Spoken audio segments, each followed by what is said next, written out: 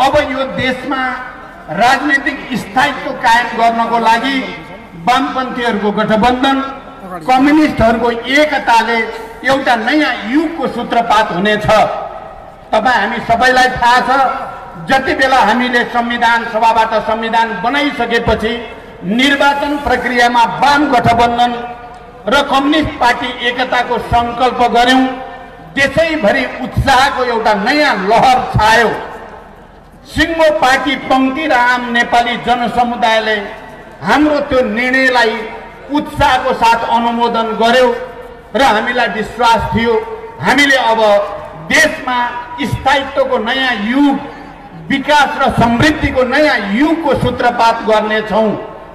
हामीले सोच्यौं अब यो देशका के मधेसी, के आदिवासी जनजाति, के दलित, के महिला, के मुस्लिम, के पहाडी, के हिमाली सबैलाई समान अधिकार, समावेशिताको अधिकार, समानुपातिकताको अधिकार हुनेछ र यो देश नयाँ राष्ट्रिय एकतामा खडा हुनेछ भन्ने हाम्रो विश्वास थियो। आदरणीय पूर्वाञ्चल र यो प्रदेश नम्बर 1 का अग्रणी जनसमुदाय, म तपाईहरुको अगाडि म के कुरा राख्न चाहन्छु भने म आफै संघीय लोकतान्त्रिक गणतन्त्रको स्थापनाका निम्ति, संविधान सभाको निर्वाचन गराउनको निम्ति र देशमा समाजवादको आधार निर्माण गर्नको निम्ति 10 वर्ष जनयुद्धको नेतृत्व, 10 वर्ष शान्ति प्रक्रियाको नेतृत्व र झन्डै 10 वर्ष संविधान निर्माण प्रक्रियाको पनि नेतृत्व गर्ने अवसर मलाई प्राप्त भयो। एउटा व्यक्तिलाई यति धेरै अवसर बिरलै प्राप्त हुन्छ। म त्यस्तो एउटा भाग्यमानी नेपाली भित्र पर्दछु।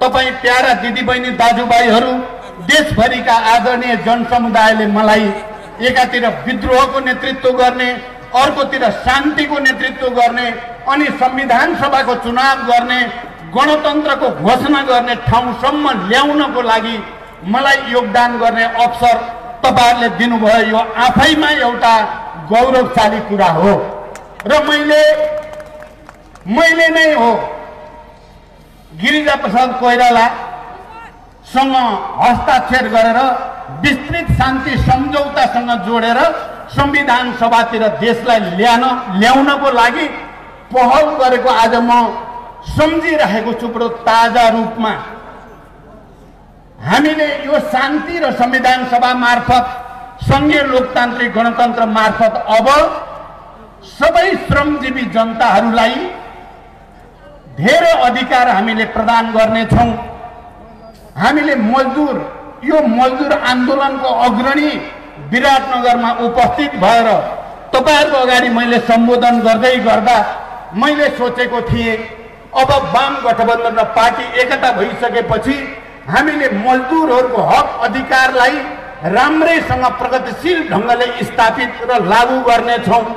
हामीले यो देशका किसानहरूलाई उत्पादन वृद्धि गर्ने, उनीहरूको लागि किसान पेन्सनको व्यवस्था गर्ने, आधुनिक प्रणालीद्वारा सहकारीतिर लैजाने र समाजवादको आधार तयार पार्न नेपाली किसानहरू समृद्ध हुनेछन्।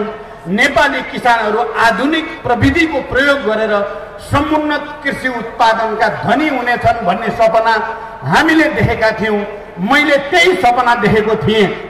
त्यसैगरी यो देशका निजी क्षेत्रका व्यवसायीहरू, सार्वजनिक क्षेत्र र सहकारी क्षेत्र मिलेर नेपालमा समाजवादको आधारशिला खडा गरिनेछ, भ्रष्टाचारलाई निर्मूल गरिनेछ र सुशासनको प्रत्याभूति, यो देशमा साँच्चै सुशासन सम्भव छ भनेर त्यसलाई स्थापित गरिनेछ भनेर सोचिएको थियो। यो देशका सबै विभेदमा परेका जनसमुदायलाई समानताको अधिकार, स्वतन्त्रता, आत्मसम्मान दिइनेछ भनेर भनेका थियौं। आदरणीय जनसमुदाय, आज तपाईहरुको अगाडि उभिएर म यो कुरा पनि स्मरण गर्न चाहन्छु, हजारौं शहीदहरूले रगत बगाएर, हजारौं बेपत्ता योद्धाहरूको त्याग र तपस्याको बलमा अनि हजारौं घाइते अपाङ्गहरूको तपस्या समेतका बलमा यो संविधान सभा, यो शान्ति प्रक्रिया र यो समाजवाद उन्मुख संविधान बनाइएको हो। म तपाईहरुलाई एउटा कुरामा विशेष रूपले ध्यान आकर्षण गराउन चाहन्छु। अहिलेसम्म नेपालमा धेरै संविधानहरू बने। 2004 सालमा राणा शासनको बेलामा पनि एउटा संविधान जारी भएर घोषणा गरिएको थियो राजाहरूबाट। त्यसपछि थुप्रै संविधान बने। 46 सालको ऐतिहासिक जनआन्दोलन पछि पनि संविधान बन्यो। तर ती सबै संविधान भन्दा 2072 को संविधान कुन अर्थमा फरक छ? मलाई लाग्छ तपाईहरुले यो कुरालाई पक्कै पनि मनन गर्नु भएको होला। पहिलेका संविधानहरू सबै आफ्नो सार्वभौम, हाम्रो सार्वभौम अधिकार र राजकीय अधिकार प्रयोग गरिबक्सी हामी महाराजधिराजका तर्फबाट यो संविधान घोषणा गरिबक्सेका छौं। पहिलेका सबै संविधान राजा महाराजाले आफ्नो राजकीय अधिकार, दरबारिया सामन्तहरूले आफ्नो सार्वभौम अधिकार भन्दै नेपाली जनतामाथि थोपरिएका संविधान थिए। तर यो पटकको संविधान म बडो जोड दिएर भन्न चाहन्छु, यहाँका सबै बुद्धिजीवीहरू, यहाँका सचेत तपाईं दिदीबहिनी दाजुभाइहरूलाई म विशेष रूपले भन्न चाहन्छु, यो संविधानमा के भनिएको छ भने हामी सार्वभौम नेपाली जनता आफ्ना प्रतिनिधि मार्फत यो संविधान जारी गरी घोषणा गरेका छौं भनेर जनताको तर्फबाट पहिलोचोटि नेपाली जनतालाई सार्वभौम अधिकार दरबारियाहरू, सामन्ती राजा महाराजाहरूले प्रयोग गर्ने गरेको तथाकथित अधिकारलाई खोसेर नेपाली जनताले आफ्नो सार्वभौम अधिकार प्रयोग गरेर घोषणा गरेको संविधान हो। र यो संविधान निर्माणको निम्ति हजारौंको बलिदान र 70 वर्षको लडाईँ, शान्तिपूर्ण र सशस्त्र जनयुद्ध र जनआन्दोलन, शान्ति प्रक्रिया, शान्ति सम्झौता, 7 दल र नेकपा माओवादी तमाम प्रयोग गर्दै गर्दै घोषणा गरिएको संविधान हो। तर आज हाम्रै आँखा अगाडि आफ्नै पार्टी भित्र घुसेको एकजना प्रतिक्रियावादी एजेन्ट भन्न रुचाउँछु अब म, उनले बडो निर्ममतापूर्वक जनताको सार्वभौम अधिकारमाथि हमला गरेका छन्। तपाईं पूर्वाञ्चलका सचेत जनसमुदायलाई म विशेष रूपले भन्न चाहन्छु, यो संसद विघटन गरेको होइन, यो संविधान विघटन गरेको हो। यो 70 वर्षसम्म नेपालका लोकतन्त्रवादी र कम्युनिस्टहरूले लडेर ल्याएको लोकतन्त्रमाथि हमला गरिएको हो। त्यति मात्रै होइन, पहिलोचोटि नेपालको इतिहासमा सार्वभौम नेपाली जनताले घोषणा गरेको संविधानमाथिको हमला भनेको नेपाली जनताको सार्वभौम अधिकार तथा हाम्रो अधिकार माथिको हमला हो। यसको प्रतिकार गर्नु हामी सबैको ऐतिहासिक जिम्मेवारी हो। म पूर्वाञ्चलको यो ऐतिहासिक जनसभामा उभिएर मैले जसरी 10 वर्षको युद्धमा, 10 वर्षको शान्ति प्रक्रियामा, 10 वर्षको संविधान निर्माण प्रक्रियामा मैले जे भूमिका खेल्ने अवसर पाएँ, तपाईहरुले मलाई जे अवसर दिनुभयो त्यो सबैलाई स्मरण गर्दै म तपाई सार्वभौम नेपाली जनताका अगाडि फेरि भन्न चाहन्छु, हामीले 250 वर्ष पुरानो सामन्ती शाहवंशीय राजतन्त्रलाई हरायौं, उसलाई पराजित गर्यौं। राजाहरूले पहिरेको श्रीपेशलाई उसको टाउकोबाट झिकेर हामीले भकुण्डो खेलेकै हो। र ती राजा महाराजाहरूले हामीले जंगल पठाइदिएको भन्न त हामीलाई जंगली भन्थे, तर हामीले उनलाई जंगल पठायौं र नेपाली जनता सार्वभौम अधिकार सम्पन्न भएको हो। तर अहिले हामी भित्रैबाट जसलाई जोसँग एकताको प्रस्ताव मैले लिएर गएको हो, प्यारा दिदीबहिनी दाजुभाइहरू तपाईँ यहाँ झापाबाट पनि आउनु भएको छ। मैले वाम गठबन्धन भएर केपी ओलीको चुनावी क्षेत्रमा पनि भाषण गर्न आएको थिएँ, मैले त्यहाँ पनि बोलेको थिएँ र केपी ओलीकामा गठबन्धनको प्रस्ताव लिएर जाने, पार्टी एकता गरौँ, विशाल पार्टी बनाऊँ, अब देशमा राजनीतिक स्थायित्व चाहिन्छ, एउटा शक्तिशाली पार्टी बनाऊँ र अनि समाजवादतिर लैजाउँ भनेर प्रस्ताव राख्ने पहिलो मान्छे म आफै हो। म तपाईलाई यो जानकारी गराउन चाहन्छु। तर दुर्भाग्य 3 वर्ष हुँदा नहुँदै आज त्यही प्रधानमन्त्रीका खिलाफमा, उनले गरेको प्रतिगमन र प्रतिक्रान्तिका खिलाफमा जनतालाई तपाईँ उठ्नुहोस् भन्न पनि म आफै तपाईँहरूको अगाडि उपस्थित भएको छु। यो एकातिरबाट हेर्दा विडम्बना लाग्छ, तर यो ऐतिहासिक यथार्थ हो, यो ऐतिहासिक आवश्यकता हो। मैले चुनावको बेलामा भनेको थिएँ, ती हजारौं शहीदहरूलाई सम्झिँदै, ती हजारौं बेपत्ता योद्धाहरूलाई सम्झिँदै, ती हजारौं घाइते अपाङ्गहरूलाई सम्झिँदै, ती लाखौं करोडौं जनताका भावनाहरू, आवश्यकताहरू, चाहनाहरू, ती सबै उत्पीडित वर्ग, जाति, क्षेत्र, लिङ्ग, समुदायका जनताका सपनाहरूलाई सम्झिँदै मैले भनेको थिएँ। किनकि त्यति बेला चुनावको बेलामा तपाईँहरूलाई थाहा छ, मेरो छोरीको केही समय पहिले मृत्यु भयो। चुनावी अभियानकै बेलामा मेरो छोराको पनि मृत्यु भयो। तर मैले आफ्नो अभियान छोडिनँ। नेपाल राष्ट्रको समृद्धिको निम्ति, नेपाली जनताको हित र समृद्धिको निम्ति, नेपालका सबै गरिब श्रमजीवीहरूको विकासको निम्ति मैले भने अब मेरो लागि, यो देशका सबै युवा युवतीहरू मेरो लागि प्रकाश भए।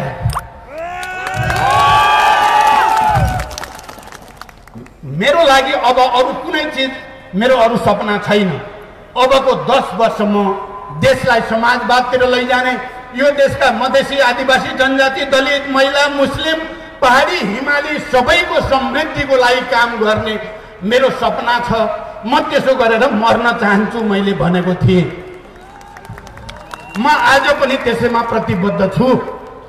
आज पनि म तपाईँहरूको अगाडि उभिएर भन्न चाहन्छु, हामी समाजवादको आधार निर्माण गर्ने, निजी क्षेत्र र सार्वजनिक क्षेत्र, सहकारी क्षेत्रको संयोजनमा एउटा नयाँ नेपाल निर्माण गर्ने महान अभियानमा छौँ। हामीले देखेको सपना त्यही हो। अहिले केपी ओली प्रतिक्रान्तिकारीहरूको गोटी भएर, मलाई थाहा छ अहिले समय भएन, तपाईँहरूलाई घर जान हतार भइसकेको होला, भइसकेको पनि छ। तर मलाई राम्रोसँग थाहा छ, प्यारा दिदीबहिनी दाजुभाइहरू, मलाई राम्रोसँग थाहा छ केपीले के गरेका हुन् भनेर। हामीले मार्क्सवाद लेनिनवाद भन्यौँ, हामीले पार्टी एकता गर्दा हामीले सिद्धान्त समाजवाद उन्मुख जनवाद भन्यौँ, हामीले दुईटा अध्यक्ष आलो पालो गर्ने भनेर सहमति गर्यौँ, हामीले सरकार पनि आलो पालो गर्ने भनेर सहमति गर्यौँ। हस्ताक्षर छ केपीको पनि, मेरो पनि र अरू नेताहरूको पनि। तर केपी ओली बेइमान रहेछन्, साँच्चै धूर्त रहेछन्, ठग रहेछन्। यति बेइमान मान्छे कम्युनिस्ट आन्दोलनभित्र घुसेको देख्दा मलाई आश्चर्य लाग्छ। यति छली र ठगी गर्न, ठगी धन्दा र खुरापातको मान्छे त्यहाँ पुगेर अहिले उहाँ लागेको, उनको पछाडि साँच्चै को छ भनेर तपाईँहरूले हेर्नुभयो भने, किनै हिजो हामीले गणतन्त्रको लडाईँ लड्दा जसका विरुद्ध लडौँ, त्यही राजा महाराजाका धुपौरेहरू अहिले केपीको पक्षमा छन्। यो साँचो कुरा हो, ध्यान दिनु होला, मनमा राख्नु होला। प्रतिक्रान्तिकारीहरूले घेरेका छन् केपी ओलीलाई र प्रतिक्रान्तिकारीहरूको इच्छा इसारामा उनी चलेका छन्। उनी लम्पसार भएका छन् सामन्तवादको अगाडि, सामन्ती र दलालहरूको अगाडि, दलाल पुँजीपतिहरूको अगाडि। राष्ट्रिय पुँजीको विकासतिर होइन, दलाल पुँजीपतिहरूको हित गर्ने। उनले कहिलेकाहीँ मलाई यहाँ एकजना मित्रले प्रश्न गर्नुभएको छ, म त्यसको व्याख्या गर्ने समय पनि छैन मलाई अहिले। उहाँले भन्नुभएको छ, तैँले त छोराछोरी ज्वाइँलाई मात्रै काम गर्छस् भन्छन् केपीका मान्छेहरू, के हो भनेर सोध्नु भएको छ। यहाँ फाइलमा लामै प्रश्न दिनुभएको छ। मैले अस्ति एउटा इन्टरभ्यूमा भनेको थिएँ, तपाईँहरूले नि सायद हेर्न पाउनुभयो, पाउनु भएन। म नपुंसक भइन, म निसन्तान भइन, मेरो दोष हो। म निसन्तान नहुनु मेरो दोष हो। अनि मैले मेरा छोरीछोरीलाई पढ्न अमेरिका ब्रिटिस पठाइन, मैले आफैसँग जङ्गलमा बन्दुक बोक्न लिएर हिँडेँ, मेरो दोष हो। मैले आफ्ना छोराछोरीलाई विशेषाधिकार खोजिन। जति बेला गणतन्त्रको लडाईँ लड्दै थिए, मेरा छोरीहरू रोल्पाका जङ्गलमा बन्दुक लिएर हिँड्थे, मेरो दोष हो। म आदरणीय जनसमुदाय तपाईँहरूसँग न्याय चाहन्छु। यो अत्याचार हुन लाग्यो, केपी ओलीले अत्याचार गर्न खोजे, जसले यो देशलाई शान्ति र समृद्धिको एउटा नयाँ युगतिर लानको लागि पहल गर्यो, जसले त्याग र बलिदानका कीर्तिमान कायम गर्यो, त्यसलाई हुर्मत लिने, त्यसलाई ह्युमिलिएट गर्ने, त्यसलाई अपमानित गर्ने भनेको कसलाई सम्मानित गर्ने? राजा महाराजा र तिनका दलालहरूलाई सम्मानित गर्ने सही हो? म तपाईहरुसँग प्रश्न गर्न चाहन्छु, के मैले गल्ती गरेको हो? छोराछोरीलाई गणतन्त्रको आन्दोलनमा लाने, अब छोराछोरी भएपछि त बिहा हुन्छ, बिहा भएपछि ज्वाइँ हुन्छन्, नाति नातिना हुन्छन्, मेरो दोष हो? अनि धर्म छोराछोरी भन्दै चाहिँ कोचाउने चाहिँ सही हो त? जसलाई मन लाग्छ त्यसलाई आफ्ना हनुमानहरूलाई छोराछोरी भन्दै तिनीलाई मात्रै सही हो? हाम्रो भनाइ के छ भने हामीले जुन सुशासनको सपना देखेको हो, विकास र समृद्धिको सपना देखेको हो, यो देशका सबै उत्पीडित वर्ग समुदायलाई अधिकार दिने कुरा गरेको हो, हामीले किसान पेन्सनको कुरा गरेकै हो, हामीले किसानको हक मजदुरको हकको कुरा गरेकै हो र हामीले सुशासन दिन्छौँ। त्यो बेलाको घोषणापत्र तपाईहरुले हेर्नु भएको छ। हामीले बनाएको घोषणापत्रमा हामीले वृद्ध वृद्धालाई के भन्यौं, युवाहरूलाई रोजगारी कसरी दिने भन्यौं, स्वरोजगार कसरी दिने भन्यौं, विदेशमा गएका हाम्रा युवाहरूलाई कसरी स्वदेश फर्काउने र यो देशलाई नै स्वर्ग बनाउने, हिमाल पहाड तराई र यहाँ विभिन्न किसिमको सम्भावना साधन स्रोत भएको यो देशलाई सुनको टुक्रो बनाउने सपना हो हाम्रो सपना। मैले त्यो सपना देख्नु मेरो भुल हो? अनि केपी ओलीले 70 करोड भ्रष्टाचार गर्नलाई गरेका छैन भनेर फैसला गर्दै हिँड्ने चाहिँ सुशासन हो? तपाईहरुले देख्नु भएको छैन यो कुरा? देश कोरोना महामारीले आक्रान्त भएको छ, अनि त्यही चाहिँ कोरोनाको औषधि ल्याउँदा भ्रष्टाचार गर्ने सुशासन हो? अनि केपी ओलीले त्यो बोल्ने अधिकार छ? त्यसकारण सवाल के हो भने अहिले यो देशमा फेरि प्रतिक्रान्ति गर्ने, देशलाई अँध्यारो सुरुङमा हाल्ने, किनकि यो संसद विघटन मात्रै होइन, मैले अघि नै भने यो सार्वभौम नेपाल राष्ट्रलाई विघटन गर्ने सुनियोजित षड्यन्त्र हुँदैछ। जुन कुरा दिइने छैन, अहिले देशभरि नेपाली जनता फेरि जागेर सडकमा आएका छन्, जसले 250 वर्ष पुरानो सामन्ती शासनलाई राजतन्त्रलाई ढाले, जसले 2100 वर्ष पुरानो राजतन्त्रको इतिहासलाई बदले, ती जनताले केपी ओलीको श्री 3 महाराज विराज बन्ने सपनालाई चुटकीको भरमा सिद्ध्याउँछन् भन्ने मलाई विश्वास, मलाई नेपाली जनताप्रति विश्वास छ। नेपाली जनताप्रति विश्वास छ। जनता जागिसकेपछि दुनियाँको कुनै तानाशाहले, कुनै पनि प्रतिक्रान्तिकारीले जनताको इतिहास निर्माणको महान अभियानलाई रोक्न सक्ने छैन। केपी ओलीको त के कुरा, केपी ओलीका खुट्टी मैले देखेर आएको छु, केपी ओलीका खुट्टी कत्रा रचन भन्ने मैले राम्रो जानेर आएको छु। त्यसकारण आदरणीय जनसमुदाय, हामीले अहिले, मैले अस्ति संविधान सभा तथाकथित विघटन भयो, संविधानले त विघटन त दिएको छैन, यो कुरा माधवजीले विस्तारपूर्वक भन्नुभयो, झलनाथजीले भन्नुभयो, अरू नेताहरूले भन्नुभयो, त्यतापट्टि म धेरै जान्न। मैले संसदीय दलले मलाई नेता चुन्यो, भङ्ग भएपछि मैले त्यहाँ भनेको थिएँ हाम्रो संसद भङ्ग भएको छैन। केपी ओलीले जे मन लाग्यो त्यही मन परी स्वेच्छाचारी गुन्डागर्दी गर्दैमा संसद भङ्ग हुन्छ त? हुँदैन, भएको छैन संसद भङ्ग। संविधानले संसद भङ्ग गरेको छैन, केपी ओलीले मात्रै गरेको हो। मैले भने यो भङ्ग भएको संसद होइन, संविधान होइन, केपी ओली भङ्ग भयो, विघटन भएको केपी ओलीको सरकार विघटन भयो हो।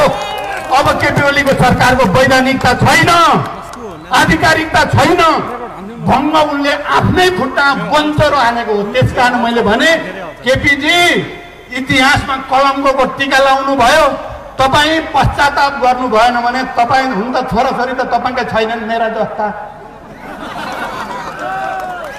तर इतिहासले तपाईँलाई कलङ्कको रूपमा सम्झिराख्नेछ।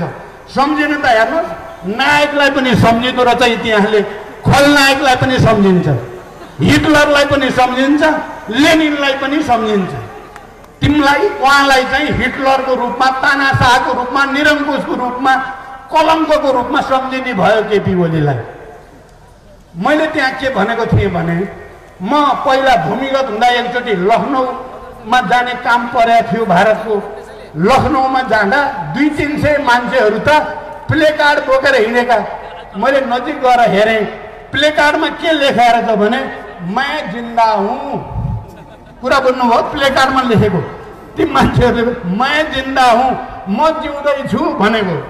के भने हो? मैले सोधेँ एक दुईजनालाई, के भन्दै मै जिन्दा हूँ, आफै जिउँदै हिँडेको। भएको के रहेछ भने जाली फटा उनका नाता गोताले उनीहरूको सम्पत्ति हडप्नको लागि किर्ती कागज गरेर उनीहरूको सम्पत्ति अर्काको नाममा लगेछन्। अनि तिनीहरू प्रशासनमा जाँदा रहेछन्। प्रशासनले के तपाईँ त मरिसक्नु भएको छ भन्दो रहेछ, कागजमा त मरिसकेको छ। अब ऊ मरेकै छैन। अब त्यस्ता धेरै भएछन् जालझेल गरेर सम्पत्ति अर्काले लाने। त्यसपछि उनीहरू सङ्गठित भएर नारा लगाएको छ मैं जिन्दा हुँ सबैले। मैले हाम्रो सांसद साथीहरूलाई भने मर्यौँ भने नठान्नुहोस् है, हामी मर्या छ, हामी जिउँदैछौँ भनेको थिएँ क्या। हामी जिउँदैछौँ। अहिले यो मुद्दा सर्वोच्चमा छ, त्यसकारण हामीले धैर्यतापूर्वक सर्वोच्चले पक्कै पनि संविधानको भावना र मर्म अनुसार, लोकतन्त्रको मर्म र भावना अनुसार, यो देशका जनताको भावना र आवश्यकता अनुसार गर्छ भनेर भरोसा गरेर बसेका छौँ हामी। जरुरी पर्यो भने म आज विराटनगरबाट भन्दैछु, देशैले सुने हुन्छ, जरुरी पर्यो भने हामी संसदको बैठक बस्छौँ र यस्ता अपराधीहरूलाई कारबाही गर्छौँ। हामीलाई संसदको किनकि संविधानले हामीलाई संसदको बैठक बस्ने अधिकार दिएको छ, केपी ओलीलाई विघटनको अधिकार दिएको छैन।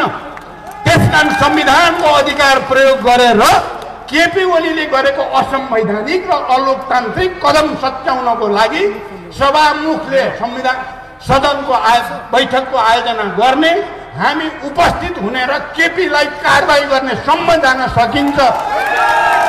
म यो कुरा तपाईँ पूर्वाञ्चलका सचेत जनसमुदायको अगाडि भन्दैछु। तर म फेरि के भन्छु त, सर्वोच्चले सही फैसला गर्छ भन्ने विश्वास छ। सर्वोच्चले सही नै फैसला गर्छ भन्ने विश्वास भएको हुनाले अहिले नै बसिएको छैन। जरुरी पर्यो भने त्यो विकल्प नेपाली जनतासँग छ, त्यो विकल्प नेपाली जनतासँग छ। तपाईहरूले 5 वर्षको लागि चुनाव जिताएर पठाएका, हाम्रो संविधानले 5 वर्षको लागि उनीहरूलाई सार्वभौम अधिकार प्रयोग गर्न जिम्मेवारी दिएका मान्छेहरू हामी जिउँदैछौँ, हामी मरेका छैनौँ। हामी मरेका छैनौँ। कसैले नक्कली ढङ्गले, पुरै स्वेच्छाचारी तरिकाले, निरङ्कुश तरिकाले मारे भन्दैमा हामी मर्नेवाला छैनौँ। त्यसकारण प्यारा दिदीबहिनी दाजुभाइहरू, यही सच्चाइ हो। हामीले चाहेको के थियो? हामी एउटा राम्रो पार्टी बनाऊँ, सिद्धान्तमा चल्ने पार्टी बनाऊँ, हामी एउटा राम्रो विधि पद्धतिमा चल्ने पार्टी बनाऊँ। यो देशलाई हामी अब यत्रो वर्ष लडियो, 70 वर्ष लडियो, अब समाजवादतिर लैजाउँ, विकासतिर लैजाउँ भन्ने ठानेको त एउटा भस्मासुर प्रतिक्रियावादीको एजेन्ट आएर तपाईँ हामी सबैलाई हुर्मत लिने कोसिस गरेको छ। खबरदार दिने छैन, खबरदार दिने छैन। राजालाई घोडा, बादशाहलाई घोडाबाट खसालेर लात्ती हान्न सक्ने नेपाली जनताले यस्ता श्रीतीन हुन चाहनेलाई सहने छैन, सहन हुँदैन। मलाई विश्वास छ केही महिनाभित्र नेपाली जनता, त्यत्रो धेरै वर्ष अब धेरै महिना लड्न पर्छ भन्ने लागेको छैन। केही महिना भित्र फेरि एकचोटि नेपाली जनताले बादशाहलाई घोडाबाट खसाउनेछन्, निरङ्कुश तत्त्वहरूलाई पराजित गर्नेछन्, लोकतन्त्र फेरि ट्र्याकमा जानेछ। म यो मञ्चबाट, किनकि यो पूर्वाञ्चलको मञ्च हो, मैले अलिक विशेष किन मैले ठानेको छु भने तपाईँहरू लोकतान्त्रिक आन्दोलनको पनि अगुवा हो, तपाईँहरू कम्युनिस्ट आन्दोलनको पनि अगुवा हो। यो ठाउँ गिरिजा प्रसाद कोइरालासँग मैले शान्ति सम्झौतामा हस्ताक्षर गर्दा 2 जना हस्ताक्षरकर्ता मध्ये 1 जनाको जन्मथलो पनि हो, भूमि पनि हो। म यो ठाउँबाट नेपाली कङ्ग्रेसका नेताहरूलाई पनि विशेष रूपले अपिल गर्न चाहन्छु, तपाईँ गिरिजाप्रसाद कोइरालाका उत्तराधिकारी हुनुहुन्छ, तपाईँ शान्ति सम्झौताका पनि उत्तराधिकारी हो, तपाईहरू लोकतन्त्रको पनि उत्तराधिकारी हो। गिरिजाप्रसाद कोइरालाले जीवनमा धेरै आलोचना पनि खानुभयो, धेरै दुःख कष्ट पनि पाउनुभयो, तर लास्टमा जाँदा त राष्ट्रिय हिरो भएर बिदा हुनुभयो। उहाँ त अहिले स्वर्गमा बडो मजाले बस्नु भएको छ, हिरो भएर बस्नु हो नि जाने बेला त।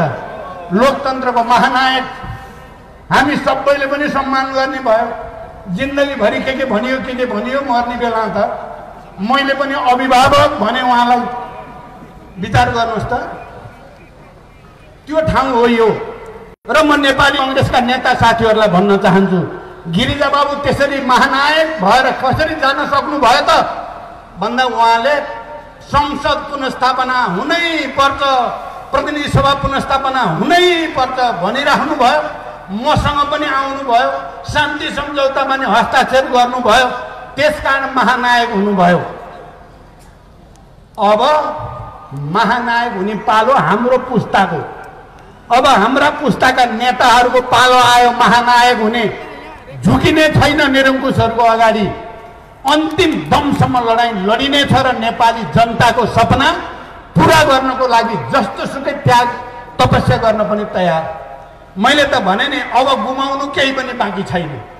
अब बाँकी जीवन नेपाली युवाहरूलाई रोजगारी र सम्मान, नेपालका उत्पीडित वर्ग समुदायलाई आत्मसम्मान र समानुपातिकता र समृद्धि, समाजवादको नयाँ मोडेल सृष्टि गर्ने र यो देशलाई एकचोटि फेरि महाअभियानमा हाँकेर जाने बाहेक केही पनि सपना हाम्रो छैन।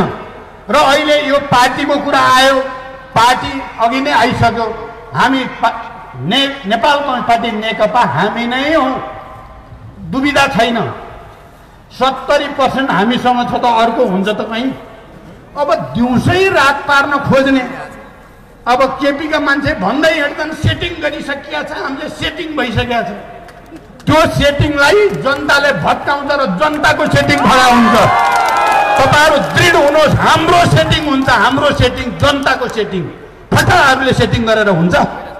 संविधान विरोधी, लोकतन्त्र विरोधी गुण्डाहरूले सेटिङ गरेर सेटिङ हुन्छ त?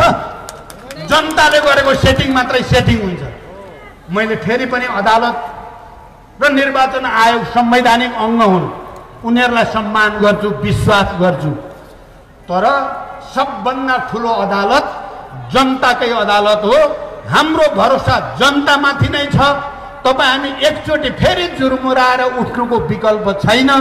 तपाईहरुले आज विराटनगरको यो ऐतिहासिक नगरीमा जुन उत्साहको साथ उपस्थित हुनुभयो र जुन गम्भीरताको साथ विषयहरूलाई सुनिराख्नु भएको छ, त्यसको निम्ति तपाईहरुलाई अभिवादन भन्दै र हामीले 28 गते एकचोटि फेरि काठमाडौँमा विशाल जनसागर उतार्नुपर्छ भन्ने सोचेका छौँ। तपाईहरु यो प्रदेश नम्बर 1 बाट पनि धेरै आउन त गाह्रो होला, टाढा छ, अप्ठ्यारो छ, तर सबै जिल्लाबाट प्रतिनिधिमूलक आउनु होला र काठमाडौँमा त्यो लास्ट र निर्णायक आन्दोलन गर्ने विचार छ हाम्रो। तपाईहरुसँग यो अपिल गर्दै, तपाईहरुलाई सम्मान गर्दै फेरि एकचोटि तपाईहरुलाई लाल सलाम भन्दै बिदा हुन्छु। लाल सलाम।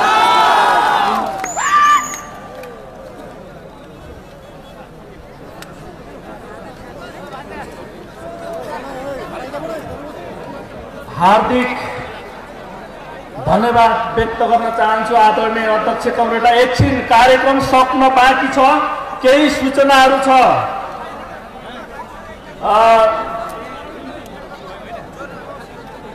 नेपाल कम्युनिस्ट पार्टी नेकपालाई विश्वास गरौँ, जनतालाई विश्वास गरौँ र जननायक हाम्रो नेताहरूलाई विश्वास गरौँ र माघ 28 गतेको विशाल जनसागरमा सहभागी हुनको निम्ति यो 1 नम्बर प्रदेशको 14 वटा जिल्लाबाट आदरणीय अध्यक्ष कमरेडले अपिल गरे भन्दा, अपेक्षा गरे भन्दा बढी संख्यामा, हजारौं हजारको संख्यामा हामी सहभागी हुनेछौँ।